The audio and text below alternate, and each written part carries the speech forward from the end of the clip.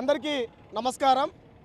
ఆంధ్రప్రదేశ్ రాష్ట్రంలో ఉగాది మరియు రంజాన్ పండుగ జరుపుకోక ముందే ఈ రాష్ట్ర ప్రభుత్వం జాబ్ క్యాలెండర్ రూపంలో 20 లక్షల మంది నిరుద్యోగులకు 10,060 ఉద్యోగాలతో క్యాలెండర్ని విడుదల చేసింది.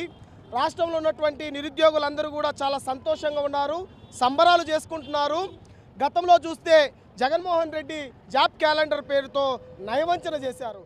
కనీసం జాబ్ క్యాలెండర్ పేరు చెప్పి ఓట్లు వేసుకొని గెలిచిన తర్వాత ఏ సంవత్సరం కూడా 2019 నుంచి 24 వరకు ఒక్కసారి కూడా జాబ్ క్యాలెండర్ ఇచ్చినటువంటి పాపానవ్వలేదు. కానీ నారా లోకేష్ గారు యువగలం పాదయాత్ర చెప్పినటువంటి హామీ మేరకు ఏటా క్యాలెండర్ అన్నారు, ఉగాది క్యాలెండర్ ఇస్తామని చెప్పినట్లు 10,060 ఉద్యోగాలతో క్యాలెండర్ని విడుదల చేశారు. రాష్ట్రంలో ఉన్నటువంటి నిరుద్యోగ అభ్యర్థులందరూ కూడా చాలా సంతోషంగా ఉన్నారు. కూటమి ప్రభుత్వం మీద నమ్మకం పెట్టుకున్నారు. ఆ నమ్మకాన్ని ఈరోజు నిలబెట్టుకున్నటువంటి చంద్రబాబు నాయుడు గారిని, ఉప ముఖ్యమంత్రి పవన్ కళ్యాణ్ గారికి, నారా లోకేష్ గారికి ఎప్పటికీ నిరుద్యోగ సమాజం వెన్నుదన్నుగా ఉంటుంది, కృతజ్ఞతతో ఉంటామని చెప్పేసి తెలియజేసుకుంటున్నారు. షేక్ సిద్దిక్, నిరుద్యోగ జేఏసీ రాష్ట్ర కన్వీనర్.